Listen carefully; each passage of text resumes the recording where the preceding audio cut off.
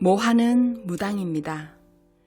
경주읍에서 성 밖으로 오리쯤 나가면 여민촌 혹은 집성촌이라 불리는 마을의 묵은 기와집에 모하와 그 딸 낭이가 살고 있습니다. 이 도깨비 굴 같은 집에는 가끔 낭이의 아비와 굿을 하는 사람들만이 찾아올 뿐 세상과 연을 끄는 듯 집은 적막하기만 하였습니다. 낭이는 대개 혼자서 그림을 그리며 놀았는데 귀가 먹었습니다. 낭이는 굿을 하러 찾아오는 사람이 있으면 붓을 던진 채 놀라서 와들와들 떨곤 했습니다. 어미인 모하는 살림이라곤 하는 일 없이 눈만 뜨면 성 안으로 들어가서 해가 질 무렵이면 술이 얼큰하게 취한 채 복숭아를 사서 들고는 춤을 추며 노래를 부르듯 들어왔습니다. 따님아 따님아 김씨 따님아 수국꽃님 낭이 따님아. 우기가 나타나지 않았다면 이 도깨비 같은 집에서 모하와 낭이는 여전히 사람들을 두려워하며 지냈을 것입니다. 우기가 돌아온 뒤부터 이 침침한 집에도 사람 냄새가 났습니다. 부엌에 들어가기를 싫어하던 낭이는 우기를 위하여 가끔 밥을 지었습니다. 우기는 모하가 아직 귀신이 집히기 전 어떤 남자와의 사이에서 생긴 사생아였습니다. 그러니까 낭이와는 아비가 다른 남매가 되겠군요.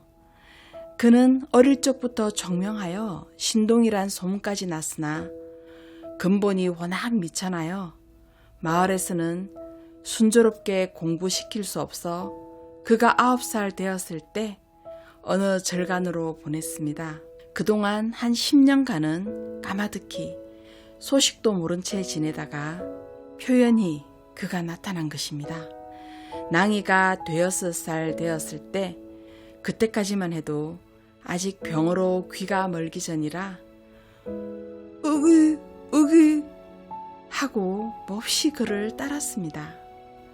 우기가 절간으로 떠나고 난 뒤 낭이는 알아 누웠고 꼭 3년을 시름시름 앓더니 그 길로 귀가 멀었습니다.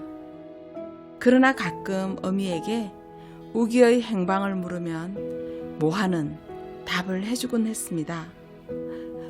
우기 어디 가? 또? 절에 공부하러 갔다. 어디 절에? 지리산 큰 절에. 그런데 우기가 나타난 것입니다. 이게 누구? 아이고, 내 아들아, 내 아들아. 모하는 앞뒤도 살피지 않고 온 얼굴을 눈물로 씻었습니다. 그러나 우기는 며칠 가지 않아 모하와 낭이에게 알 수 없는 이상한 수수께끼와 같은 것이 되었습니다. 밤에 잠을 자려고 할 때나 또 아침에 자리에서 일어났을 때 반드시 한참 동안씩 주문 같은 것을 외는 것이었습니다. 그래, 예수동가 하는 데서는 밥 먹을 때마다 눈을 감고 주문을 외이냐? 오마니, 그건 주문이 아니외다. 하느님 앞에 기도 드리는 것이 외다. 야, 너 잡기가 들렸구나. 우기의 말을 들으며 모하의 얼굴빛이 퍼렇게 질리고 있었습니다. 그리고 더는 묻지 않았습니다. 예수 귀신책 같은 거 없나? 우기가 외출해서 돌아오지 않자 모하는 우기의 성경책을 찾았습니다. 그리고 우기가 다시 돌아왔습니다. 그는 잠결에 품속에 있던 성경책이 사라진 것을 깨달았습니다. 어떤 불길하고 무서운 예감에 몸을 부르르 떨었습니다. 소복단장에 쾌자까지 두르고 온갖 몸짓, 가전교태를 부려가며 모하는 손을 비비고 절을 하고 덩식거리며 춤까지 추고 있었습니다.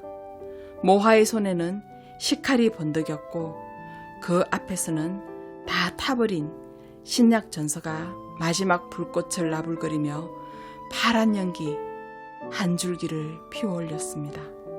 모하의 식칼은 우기의 면상을 향했고 우기는 냉수 그릇의 물을 들어서 모하의 낯에다 그릇째 끼얹었습니다.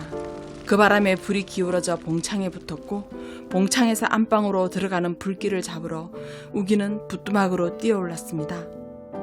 봉창에서 안방으로 붙어 들어가는 불길을 덮쳐 끄는 순간 뒷덩어리가 찌르르 하여 몸을 돌릴 때 이미 피투성이가 된 그의 몸은 허옇게 이를 악물고 웃음 웃는 모하의 품속에 안겨져 있었습니다. 모하는 한동안 굿을 거절하였습니다. 우기의 병 간호를 위해서였지요. 우기의 몸은 머리와 목덜미와 덩어리에 3군데 상처를 입었습니다. 그는 날이 갈수록 갈비뼈가 앙상하게 드러나고 두 눈자위가 패어들기 시작했습니다. 약도 쓰고 굿도 하고 주문도 외웠으나 우기의 병은 낫지 않았습니다. 마을 사람들 사이에서는 모하의 굿이 예전같이 신통치 않다는 소문이 도는 것과 동네의 교회당이 들어서고 선교사가 들어오는 일이 비슷한 시기에 일어났습니다. 우기는 결국 목사에게서 성경책을 받아 쥔 채로 그것을 가슴에 안고 눈을 감았습니다. 그의 감은 눈에는 이슬방울이 맺혔습니다. 모하의 집은 다시 적막하고 깊은 침묵 속으로 가라앉았습니다. 아들 우기의 죽음 이후 거의 굿을 나가지 않던 모하가 어느 날 굿을 할 채비를 하였습니다. 동네에서 물에 빠져 죽은 김씨 부인의 굿을 하려고 강으로 갔습니다. 밤중이었습니다. 그러나 아무리 해도 혼백이 건져지지 않았습니다. 모하는 조금도 서둘지 않고 손수 넉 대를 잡고 물가로 들어섰습니다. 혼백을 부르는 모하의 주문은 밤하늘로 퍼지고 옷이 물에 젖어 한 자락 몸에 휘감겼습니다. 금은 물은 그녀의 허리를 잠그고 가슴을 잠그고 점점 부풀어 올랐습니다. 그러다가 모하의 몸은 넋두리와 함께 아주 물속으로 잠겨버렸습니다. 달이 휘영청 밝은 밤이었습니다. 1936년에 발표된 김동리의 무녀도는 무녀인 모하와 그녀의 아들이자 기독교인인 우기의 갈등을 통해 샤머니즘과 기독교의 대립을 그린 한국 소설문학의 대표적인 작품 중 하나입니다. 귀머거리 낭이와 모하는 귀신이 사는 듯한 집에서 살고 있었습니다. 어느 날 낭이와 아버지가 다른 오빠 우기가 나타났습니다. 절에서 불도를 공부하는 줄로만 알았던 우기는 예수교가 되어 나타났습니다. 무당 모하와 예수교 우기는 서로를 구원해야 한다고 믿었을까요? 하루가 다르게 창백하게 야위어 가던 우기는 모하가 성경책을 불태우는 모습을 보게 되고 그것을 말리려다 칼에 찔리게 됩니다. 뜻하지 않게 다친 우기를 위해서 모하는 기도를 올렸지만 우기는 간신히 구한 성경책을 가슴에 품고 눈을 감습니다. 그리고 이제 영험함이 떨어졌다고 수군대는 동네 사람들 앞에서 모하는 마지막 굿을 합니다. 그리고 달빛 아래 그녀는 강으로 사라집니다.